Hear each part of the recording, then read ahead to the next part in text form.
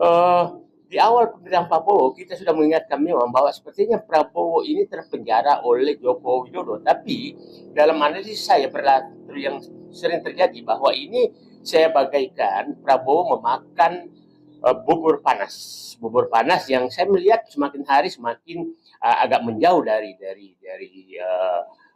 rezim dari geng SOP Solo Oligarki Party. Nah, sehingga di reshuffle kemarin saya menyatakan bahwa Pak Prabowo sudah memiliki 5 sendok untuk memakan bubur panas tersebut. Pertama adalah Jamari Caniago yang diangkat sebagai Menko Polkam. Ingat, Polkam ini mengendalikan kepolisian, Kementerian Pertahanan, dan TNI. Nah, yang paling penting di sini adalah kepolisian. Nah, Jamari Caniago, bagi yang belum paham, Jamari Caniago ini adalah orang bekas komandannya Pak Prabowo. Dia 3 tahun di atas Pak Prabowo. Nah, Jamari Caniago kita sangat kenal saat itu pada saat Pak Prabowo diganti oleh Pak Habibie sebagai Pangkostrat, diganti oleh Joni Lumintang. Joni Lumintang hanya 17 jam. Setelah itu Jamari Caniago menjadi Pangkostrat. Itu mengganti Pak Prabowo. Joni Lumintang hanya 17 jam. Nah, sendok kedua adalah Syafri Samsudin. Syafri Samsudin, jenderal purnawirawan yang baru juga dinaikkan pangkatnya, adalah Menteri Pertahanan. Ini teman dekat Pak Prabowo, soulmate-nya betul, seangkatan dia, karena Pak Prabowo itu dulu sebenarnya angkatan 73, seangkatan dengan SBY, tapi tinggal kelas tanda kutip, bukan karena bodoh, saya tahu sejarahnya kenapa tinggal kelas, nah sehingga menjadi seangkatan dengan Syafri Samsudin. Nah, tapi Syafri Samsudin saya tahu saya 2 tahun lebih muda daripada Pak Prabowo. Nah, Syafri Samsudin sebagai Menteri Pertahanan memang teman baik Pak Prabowo dalam segala hal. Nah, Pak Syafri Samsudin sebagai Menhan sebenarnya ada jabatan yang sangat strategis yang melekat secara ex officio di Menteri Pertahanan, yaitu Ketua Dewan Pertahanan Nasional, Ketua Harian Dewan Pertahanan Nasional. Nah, ketuanya adalah Presiden. Nah, Dewan Pertahanan Nasional ini diberikan tugas oleh Presiden sekarang untuk mengkoordinasikan pengambil alihan aset-aset negara yang ilegal yang diambil oleh oligarki. Sendok ketiga adalah Ahmad Doviri. Ahmad Doviri kita kenal bahwa ini saya banyak bertanya kepada senior-senior Polri bahwa ini salah satu personel Polri yang sebenarnya berada di garis lurus. Dia 2 tahun di atas Sigit Kapolri, jabatan terakhir Wakapolri dan pensiun, dan orang inilah yang memecat Sambo pada saat terlibat penembakan sopirnya, dan kita tahu penyimpangan terjadi. Dialah yang melakukan pemecatan Ahmad Doviri ini. Nah, kita tahu bahwa pengangkatan Ahmad Doviri ini menarik karena sebelum diangkat menjadi staf, namanya staf khusus Presiden bidang ketertiban dan urusan ketertiban dan keamanan serta reformasi kepolisian Republik Indonesia. Dan sebelum diangkat, diangkat sebagai staf khusus, maka bukan staf khusus, penasihat khusus Presiden. Nah, sebelum diangkat menjadi penasihat khusus Presiden, beliau dinaikkan pangkatnya menjadi bintang 4. Ini artinya memang ditugaskan untuk melakukan reformasi kepolisian. Saya bertanya kepada banyak pihak dan menganggap bahwa Ahmad Doviri ini memang hanya tertutupi kemampuannya selama dia dibawa Sigit. Nah, kita berharap bahwa Ahmad Doviri ini mungkin segera membentuk komite reformasi kepolisian yang Presiden sedang membentuk, tentunya Ahmad Doviri yang mengendalikan. Dan jadi sepertinya Pak Presiden sekarang ingin Ahmad Doviri ini melakukan pembenahan di kepolisian Republik Indonesia, termasuk bagaimana menjaga ketertiban masyarakat. Ini sendok ketiga. Sendok keempat, Pak Presiden sekarang adalah Purbaya, Menteri Keuangan. Purbaya ini sebenarnya istilah saya membuka kotak Pandora kesalahan monopoli kebenaran kebijakan ekonomi yang dibuat oleh rezim pemikiran Sri Mulyani selama lebih 20 tahun yang faktanya betul-betul merusak, tidak memberikan perbaikan apapun terhadap ekonomi Indonesia. Pasti pihak lain membantah. Saya ingin memberikan bukti bahwa sejak Sri Mulyani menjadi presiden sampai sekarang, utang naik itu dari 1.400 triliun menjadi 10.000 triliun utang pemerintah. Bunga utang naik dari sekitar 1,5% menjadi 7%. Ekonomi Indonesia itu sekarang jauh lebih tertinggal dari seluruh negara-negara ASEAN yang sekarang menjadi hanya mungkin mendekati setara dengan Timur Leste. Dan padahal pada saat Sri Mulyani masuk sebagai menteri mengendalikan pemikiran pembangunan ekonomi Indonesia itu di atas dengan negara-negara ASEAN. Itu sendok keempat. Sendok kelima adalah Rosan Roslani. Rosan Roslani ini CEO Danantara, Menteri Investasi sekarang. Dengan diberhentikannya Erick Thohir, maka artinya BUMN itu betul sekarang di bawah komando Danantara. Nah, sehingga Rosan kita harap betul-betul menjadi sendok kelima menyelesaikan masalah rusaknya BUMN oleh rezim Jokowi dan Erick Thohir dan Sri Mulyani, karena betul-betul dirusak sama dia. Dan saya pikir pemberhentian Erick Thohir sebagai Menteri BUMN dan dijadikan Menpora itu tujuan Prabowo adalah untuk agar kendali BUMN betul-betul di tangan satu orang. Karena kita tahu bahwa pintu masuk kerusakan BUMN sampai sekarang, walaupun Danantara sudah ada, adalah Erick Thohir. Erick Thohir lah pintu masuk, geng Solo semua masuk menjadi komisaris BUMN dengan gaji yang miliaran rupiah. Itulah pintu. Jadi pintu ini betul-betul ditutup oleh Prabowo. Nah, orang bertanya, Rosan ini kan tim suksesnya Gibran sama Prabowo. Apakah orang ini geng Solo? Saya menyatakan, saya kenal beliau. Beliau adalah profesional. Nah, saya pikir Pak Prabowo juga tidak mungkin sembarangan mengangkat dua tempat, Menteri Investasi dan kepala dan CEO Danantara. Ya, sobat daerah sekalian, ini berita yang ngeri-ngeri sedap ya. Mengatakan bahwa 5 orang yang bisa membebaskan Prabowo dari cengkraman SOP. SOP itu Solo, Oligarki, dan Parcok ya, atau geng SOP. Oke, sobat RH sekalian, coba kita bacakan ya.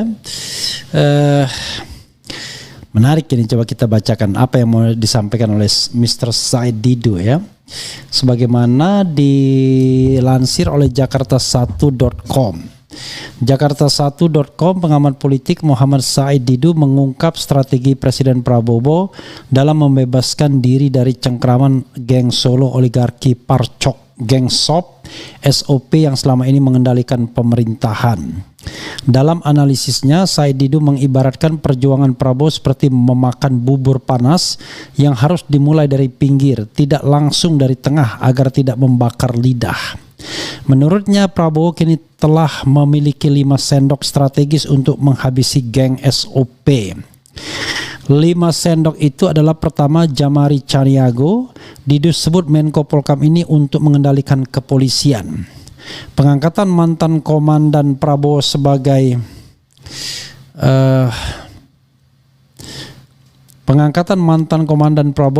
Menko Polkam dinilai langkah cerdas. Jamari Caniago yang dulu memecat Prabowo sebagai Jenderal TNI kini justru menjadi kepercayaan Prabowo untuk membenahi kepolisian, kata Said Didu di kanal YouTube-nya yang diunggah Kamis. Kedua adalah Menhan Safri Samsudin. Didu sebut sebagai sendok kedua untuk merebut aset negara. Menteri Pertahanan Menhan yang juga teman dekat Prabowo ini diberi tugas strategis mengambil alih aset-aset negara yang dikuasai oligarki secara ilegal. Target utama 5 juta hektar kebun kelapa sawit ilegal dan 4,3 juta hektar tambang ilegal, kata Didu. Ketiga adalah Ahmad Doviri, disebut sebagai sendok ketiga reformasi kepolisian.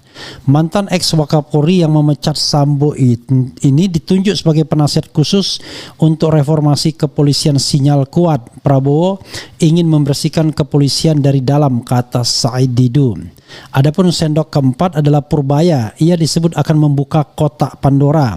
Menteri Keuangan baru ini diharapkan membongkar monopoli kebenaran kebijakan ekonomi Sri Mulyani yang dinilai telah merusak perekonomian Indonesia selama 20 tahun lebih.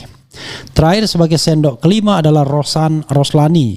Ia akan membenahi BUMN. Dengan pemberhentian Erick Thohir, kendali BUMN kini sepenuhnya berada di tangan Danantara di bawah komando Roslani untuk menutup pintu masuk geng Solo ke BUMN, kata Didu. Kendati begitu, kata Didu, Prabowo masih membutuhkan 2 sendok lagi untuk menuntaskan bubur panas SOP, yaitu sendok penegakan hukum. Posisi Menteri Hukum masih lemah dengan Yusril Iza Mahendra yang dinilainya sangat susah dipegang dan sering berubah pendirian, dan sendok pemberantasan korupsi. Jaksa Agung Burhanuddin dan KPK masih menggunakan sendok lama yang merupakan bagian dari geng Solo. Said Didu mencatat beberapa jendela geng SOP yang sudah ditutup Prabowo.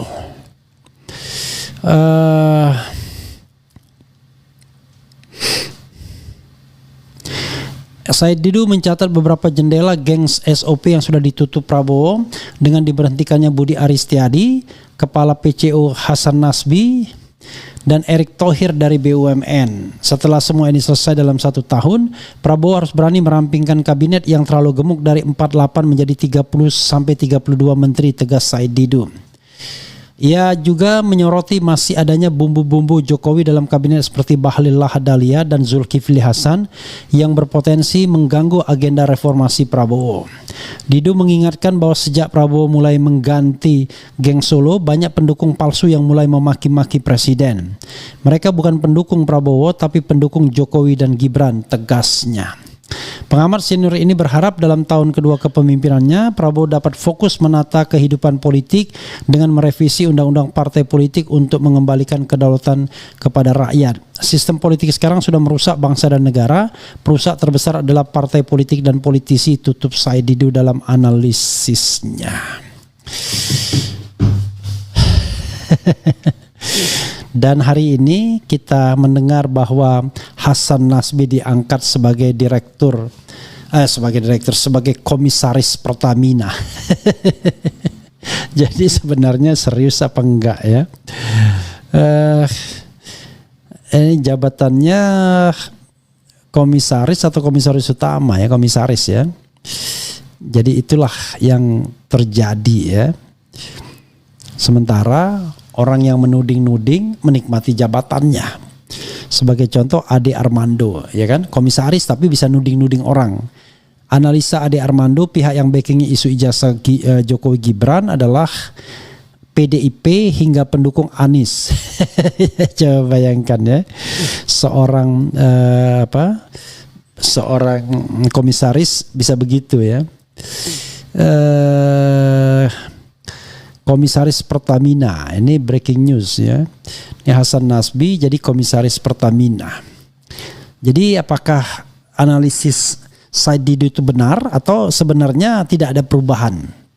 Ya. Jadi dipecatnya Erick Thohir bukan karena dia geng Solo, tapi dia tidak bisa dipegang oleh Prabowo atau Prabowo ingin memasukkan orangnya sendiri, kan begitu. Sebagai komisaris PT Pertamina, ya kan? Pada minggu sudah masuk dalam daftar komisaris di situs resmi Pertamina. Ditunjuk sebagai komisaris Pertamina berdasarkan keputusan Menteri BUMN dan Direktur Utama PT Danantara Asset Management selaku pemegang saham PT Pertamina ya. Siapa Menteri BUMN-nya ya? Vice President Corporate Communication Pertamina Fajar Joko Santoso mengamini hal ini. Mengacu salinan keputusan para pemegang saham perusahaan, Bapak Hasan Nasbi ditetapkan sebagai komisaris PT Pertamina per tanggal 11 September 2025, katanya lewat pesan tertulis. Pertamina juga melampirkan profil Hasan Nasbi. Ia lahir di Bukit Tinggi, Sumatera Barat pada 11 Oktober 1979. Hasan Nasbi lulusan Fakultas Ilmu Sosial dan Ilmu Politik Universitas Indonesia, pernah menjabat sebagai Kepala Kantor Komunikasi Kepresidenan Republik Indonesia. Hasan Nasbi menjadi komisaris Pertamina bersama dengan Muhammad Iriawan, Todo Tua Pasaribu, ya, yang wakil menteri Heru Pambudi, Bambang Suswantoro, Condro Kirono, Nani Sudaryati Deyang, dan Raden Ajeng Sondaryani. Makin banyak aja ya. Jadi ada 1, 2, 3, 4, 5, 6, 7, dan 8 komisaris Pertamina ya. Jadi sahabat era sekalian, apakah benar klaim Said Didu ya? Apakah pengangkatan Hasan Nasbi sebagai Pertamina, sebagai komisaris Pertamina sudah menggambarkan bahwa geng SOP sudah mau dihabisin? I don't know exactly. Ya, kadang-kadang tidak semudah itu ya. Yang jelas yang dihabisi itu adalah mereka yang terkait dengan PDIP itu yang dihabisi ya. Ada Budi Gunawan, ada Wakil Menteri Kehutanan, ada Kepala LKPP ya.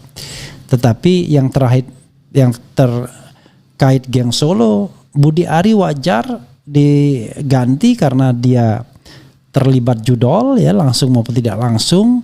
Kemudian Dito Aryo Tejo terlibat BTS. Apalagi Sri Mulyani memang sudah mau mengundurkan diri, Hasan Nasbi memang dianggap tidak mampu, dan lain sebagainya. Tetapi Bahlil masih ada di sana ya, Erlangga Hartarto masih ada di sana, Raja Juli Antoni masih ada di sana. Tapi jadi banyak geng-geng Solo yang sesungguhnya masih ada di kekuasaan. Jadi tidak selamanya benar sendok menyendok bubur panas ini ya. Maka kita ke depan kita harus siap-siap saja dengan analisis bahwa Prabowo barangkali bukanlah yang seperti yang kita pikirkan. Ya, Prabowo adalah presiden yang mau berkompromi dengan geng Solo. Atau kalaupun kemudian ingin menunjuk orang-orangnya, ya lama negosiasinya. Hasan Nasbi dihilangkan tapi dimasukkan ke Pertamina. Ya, mungkin Hasan Nasbi lebih bersyukur jadi komisaris Pertamina ketimbang menjadi kepala PCO ya, Presidential Communication Office ya, di bawah tekanan yang terus-menerus. Kalau Pertamina gaji besar, nggak ada tekanannya.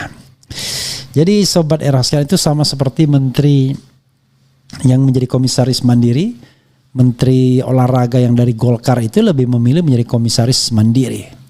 Yang menjabat wakil ketua umum PSSI ya, entah masih apa enggak gitu ya. Begitulah sobat RH sekalian ya, mau diapakan lagi. Jadi ke depan ya kita menganalisis berdasarkan apa yang ada saja. Peta posisinya hari ini begini ya, kita ungkapkan. Jadi kalau hari ini Erick Thohir digeser ke Menteri Pemuda dan Olahraga. Bukan karena dia geng Solo menurut saya, tetapi karena memang Prabowo ingin betul menguasai BUMN dengan danantaranya, sehingga tidak ada lah yang namanya dual loyalitas. Jadi adanya mono loyalitas. Tetapi bisa juga apakah Erick Thohir dengan Jokowi patuh? Saya kira enggak juga ya. Sebagai seorang profesional, Erick Thohir patuh dengan dirinya sendiri, patuh dengan kepentingannya sendiri. Buktinya dia berkampanye untuk menjadi calon presiden atau wakil presiden. Kemudian jangan-jangan yang menandatangani pengangkat Hasan Nasbi siapa? Doni Oskaria. Doni Oskaria juga ada kaitannya dengan geng Solo. Nanti kita lihatlah apakah betul ya analisis sendok-sendok itu. Kalau Jamari Caniago ya mungkin tidak ada kaitannya sama geng Solo. Yang kedua kalau Safri Samsudin ya. Kemudian kalau siapa lagi tadi, Purbaya, belum tentu juga Purbaya. Saya belum tahu track recordnya, tapi yang jelas dia orangnya Luhut Panjaitan dalam banyak kesempatan. Kemudian yang keempat, apakah kemudian kita tidak tahu akan lebih baik dengan Menteri Keuangan Purbaya ini atau tidak, karena saya to some extent masih mempercayai Sri Mulyani walaupun orang menjadi involutif kalau lama dalam kedudukan yang sama, ya. Kemudian apakah Ahmad Doviri memang bisa diharapkan untuk menjadi ujung tombak reformasi kepolisian? Jangan lupa Ahmad Doviri orang yang bisa diterima konon katanya, tetapi kan diterima itu kadang-kadang sering karena dia kompromi. Kita tidak tahu kan. Kemudian apakah yang kelima tadi siapa? Apakah dia juga orangnya, ya? Yaitu apa? Purbaya. Kemudian kelima adalah Rosan Roslani. Kalau Rosan Roslani kita tidak tahu karena Rosan Roslani ternyata tidak ditunjuk sebagai caretaker atau PLT Menteri BUMN, yang ditunjuk oleh Doni Oskaria. Karena Doni Oskaria wakil menteri, mungkin akan digabungkan dengan Rosan Roslani. Nah, kita lihat dengan 5 ujung tombak ini atau 5 sendok ini, Jamari Caniago, Menhan Safri Samsudin, kemudian Ahmad Doviri, Purbaya, dan kemudian apalagi siapa yang terakhir tadi, Rosan Roslani. Kemudian dicari sosok di bidang hukum dan di bidang pemberantasan korupsi, ya, karena Yusril dianggap lembek, KPK juga tidak seperti yang diharapkan, Kejaksaan Agung punya agenda sendiri. Kita tunggu 2 sendok lainnya. Nah, apakah dengan 7 sendok itu istilah Said Didu, kita bisa berharap kepada Prabowo Subianto? Barangkali sudah saatnya kita tidak lagi mengidentifikasi orang berdasarkan apakah dia geng Solo atau tidak, tetapi kita mengidentifikasi orang berdasarkan kinerjanya, berdasarkan integritasnya, berdasarkan ya 2 saja, kinerja dan integritas. Kinerjanya baik dan tidak korup. Barangkali di masa lalunya dia orang yang korup, tapi dia berkinerja baik dan tidak korup. Masalahnya kan sudah kinerja, jadi prioritasnya kinerja baik tidak korup, dan jangan sampai kemudian terakhir kinerja sudah tidak baik, korup pula. Kalau korup kinerja baik ya masih ada 1 poin, atau sebaliknya kinerja buruk tapi tidak korup, itu buruk juga sesungguhnya, ya. Jadi sahabat sekalian, nanti kita tunggulah apakah sendok menyendok ini memang benar, ataukah sesungguhnya kita harus rela melihat Prabowo Subianto sesungguhnya presiden yang serba ragu, pemimpin yang tidak jelas, pemimpin yang banyak omon-omon saja, atau memang betul-betul macan Asia dan sekarang sudah siap mengaum setelah 1 tahun masa kepresidenannya. Tapi kok macan ngaumnya lama. Macan kok bernegosiasi, berkompromi. Harusnya dari awal orang-orang yang terindikasi korup itu tidak diangkat dong. Ya, tidak boleh didikte oleh geng Solo. Tapi whatever it is, kita akan lihat, ya. Mudah-mudahan arah pemerintahan makin baik, ya. Mudah-mudahan para pencoleng makin berkurang di seputar kekuasaan, atau sebaliknya ternyata kita harus rela melihat bahwa negeri ini biasa-biasa sajalah. Nanti setelah 5 tahun berkuasa, ya, hanya para penjilat yang mengatakan dia berhasil. Tapi orang secara objektif nggak bisa mengatakan berhasil seperti kepada Jokowi. Tanyalah kepada ekonom dan lain sebagainya yang memiliki indikator angka dan data. Nggak ada yang bilang baik. Tetapi kalau ditanyakan pada penjilat, semuanya akan mengatakan baik-baik saja.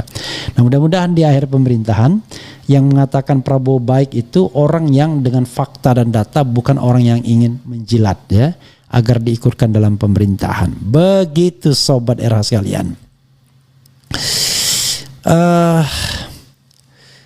Coba kita bacakan ya sedikit, ya. Yang jadi tanda tanya, siapa think tanknya PPS ini? Ada enggak, ya? Pak Prabowo Subianto. Alasan mengada-ngada Prabowo diatur Jokowi yang benar semua keputusan di negara ini, ya Presiden Prabowo, yaitu secara formalnya, tetapi kan informalnya kan kita tahu lah, politik itu tidak ada di ruang tidak berada di ruang hampa, ya. kepemimpinan Pak Prabowo sangat-sangat diragukan selagi yang diduga termul-termul masih ada di dalam lingkaran istana. Mohon maaf, kami dari pihak RSJ telah kehilangan pasien. Terima kasih infonya. Maksud Anda saya Didu atau Prabowo ya? Kemudian Bowo nggak pro orang miskin. Berharap hujan dari langit, air di tempayan dicurahkan. Geng Solo dan geng Kertanegara sama saja. Ini semua cuma permainan politik Mulyono dan Prabowo. Hidup Jokowi. Kemudian pembenci Pak Jokowi, ayo kumpul di sini. Hahaha. Apalagi ini ya. Lama-lama saya benci. Tapi bukan benci sama Jokowi, tapi benci dengan orang yang dungu ya kan, yang bodoh ya kan, yang tidak bisa melihat masalah bangsa, tetapi hanya melihat dari sisi yang seolah-olah manusia itu tidak ada yang bisa objektif ya. Siapapun pejabat dan presidennya sama saja karena sistem yang ngaco. Ya ini lebih baik ini komentarnya ya. Ungkap pembunuhan berencana KM50, apakah ada geng Solo? Menurut kalian hal paling mengerikan di dunia ini apa? Kalau menurutku hal paling mengerikan di dunia ini yaitu kebodohan. Why? Lihat zaman perang 1, 2, 3 itu semua berawal dari kebodohan ya. Perang dunia maksudnya ya. Reshuffle hanya ngasih kerjaan pada orang-orang kaya. Kata Andi Azwan orang Jokowi semalam di CNN. Apa maksudnya? Solusinya 98 jilid 2. Kenapa yang masih berpikir Prabowo itu menyingkirkan geng Solo? Tidak, mereka itu berteman. Oke. Good save Pang ya. Kemudian banyak yang harus dinyah dari istana. Kita tunggu tanggal mainnya Wowo. Jika masih disimpan harus diduga Wowo juga termul mungkin ya. Apalagi nih.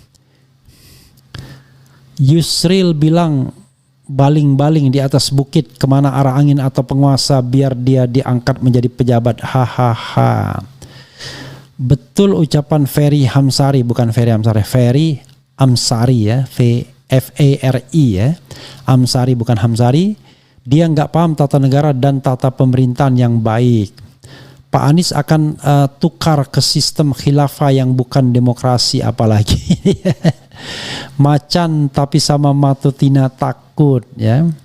Yang harus kita lawan adalah kebodohan. Assalamualaikum Babang Tri, jadi bintang tamu dong. Oke, kasihan Gatot enggak ditanggapin sama presiden. Hahaha, sakitnya minta ampun. Ini hanya orang bodoh aja ya. Hanya orang yang dipikirnya jabatan itu enak ya. Kemudian yang sering teriak NKRI harga mati, pasukannya sepi, bosnya udah mau dihukum mati. Kemudian I love Pak Jokowi dan Mas Gibran ya. Oke, boleh aja ya. Bang Sambo itu beneran di penjara enggak? Kalau ya iya di mana dan mana buktinya? Baca semua toh, haha, panas ya kamu Refli.